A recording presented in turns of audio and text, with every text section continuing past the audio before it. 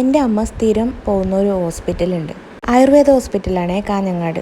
അപ്പോൾ ഇന്ന് ആദ്യം പോയത് അങ്ങോട്ടേക്കാണ്.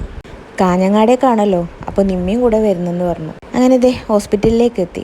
പോയതൊരു ഉച്ച സമയം ആയതുകൊണ്ട് അമ്മേനെ കാണിച്ചു കഴിഞ്ഞപ്പോഴേക്കും നന്നായി വിശക്കാൻ തുടങ്ങി.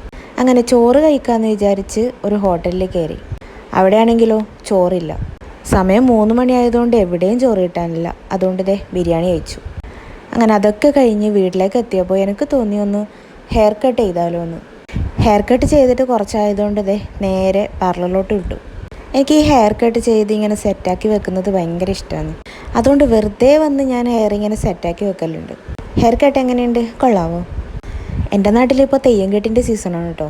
രാത്രി ആയപ്പോൾ ഞങ്ങൾക്ക് തോന്നി മലാങ്കുന്ന് തെയ്യംകെട്ടിൻ്റെ അവിടം വരെ പോയി വരാമെന്ന്.